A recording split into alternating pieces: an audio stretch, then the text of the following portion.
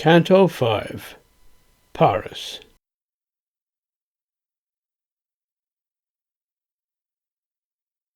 The ghostly train did not require much time to Paris.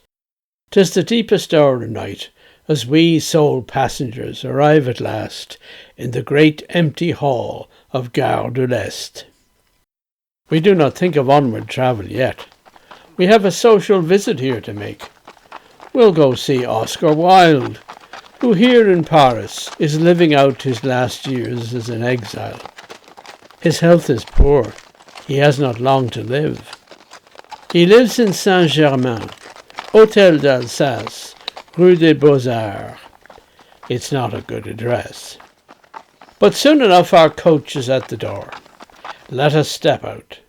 There's a light up in that window. We seem to have found our would-be host at home. Into the hall and up the stairs we go. He seems to welcome the chance visitor.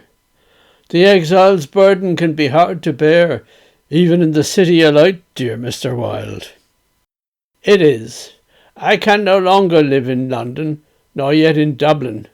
Men know my face and name.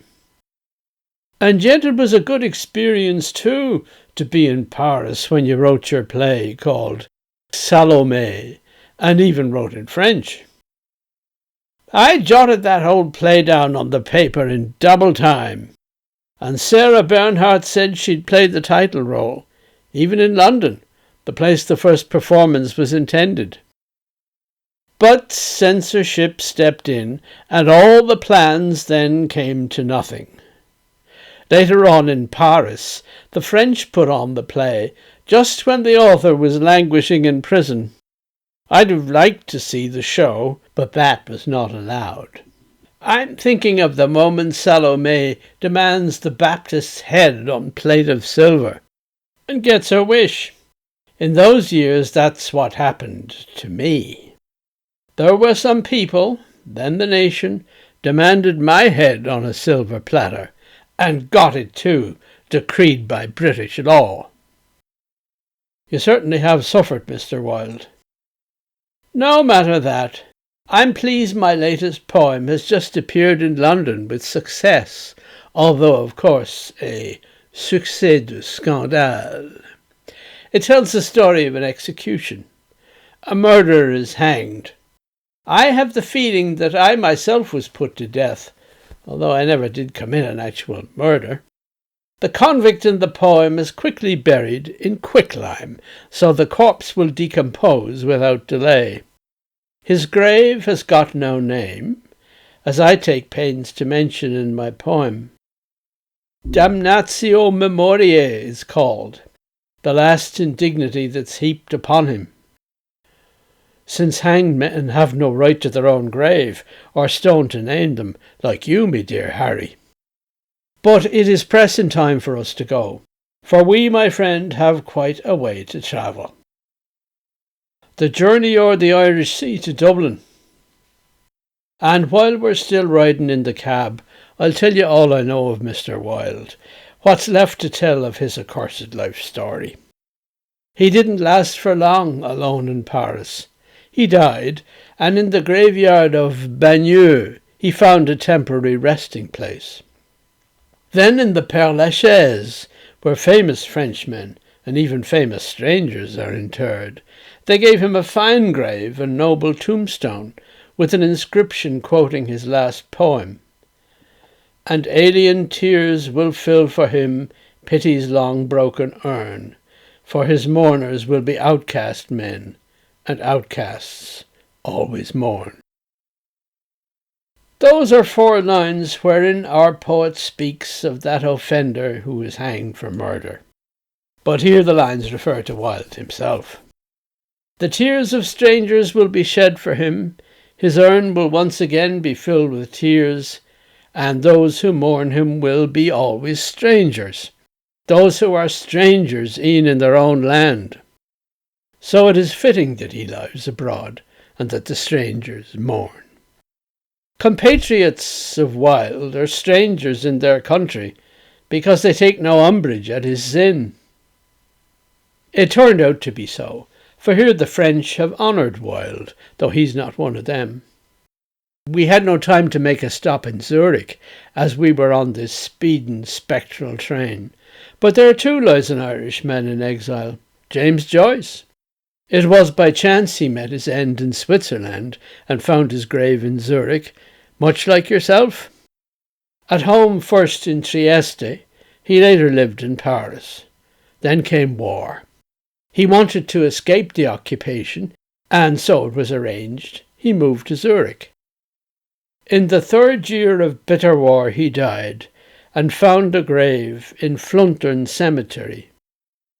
The Irish government was called upon the author's body to repatriate, but he was not illustrious enough in those days, so they left him there to rot. Since then, a group in Zurich care for him. They keep his grave and organise events so that he's not forgotten in their city. I know, to you that's not much consolation. I know that you're unknown, unmourned in Coire, forgotten since they never knew you there. I lived for 20 years there, and I heard no word of you. And yet I mourn you now, and pay you honour in the cemeteries. And in the meantime I have grown in years, and go my way there to a nameless grave. Yet I am your companion, and will be until we both stand on the other side. Now, as regards the outcasts in the poem, you know that does not apply to you. You were no outcast, even if men said that you came from the far side of the moon. The one who speaks to you now is an outcast, to the extent that he has no real home here or in Ireland. Luckless life he mourns, and all the opportunities he did not take. Why not mourn for you also? He who weeps is well disposed to mourn at others' graves, whene'er the chance presents itself to him. To add a word about decapitation, which Mr. Wilde referred to when we spoke, that bloody head, served on a silver plate. Since we are still in Paris, we should think of Saint-Denis the Areopagite. Here it was that he lost his head, a martyr. But straightway he stood up where he'd fallen, took up his severed head, and marched away, preaching and praying from his martyred mouth, and did not stop till he had reached the place where he wished to be buried. Long years after, a monastery was built upon that spot, the Royal Abbey named for Saint-Denis. He was one of those saints, cephalophores, who legend said walked carrying their own head. Her Wilde had also mentioned Orpheus, who preached the love of men for other men, but not for women, which the Maenads stirred to fury, so that they tore off his head and let it sail the river down to Lesbos, where it still spoke, dispensing oracles. The Muses, though, who honoured Orpheus, took up his body and then buried it in Laibeth-Ra, a place near Mount Olympus, where nightingales sing sweetly o'er his grave. The moral of these tales, if I may draw it, is that men need abiding resting places. The new beheaded man takes up his head and holds it in his hands with dignity. He leaves the place of his unworthy death and keeps on walking till he finds the place where he is to be buried and which suits him. Salome, in Wilde's drama of that name, was angry that the Baptist her rejected, because the bearded zealot, I suppose, had chosen celibacy, and refused the advances of fair women such as her. Regarding Orpheus, Ovid writes that he was paedophile and only loved young boys, not women, since Eurydice had died. It was the situation of Narcissus, the lack of interest in the female sex, the passion for his own. For Orpheus had grown in his young Narcissus, who was so caught up in his mirror image he had no time or energy for women.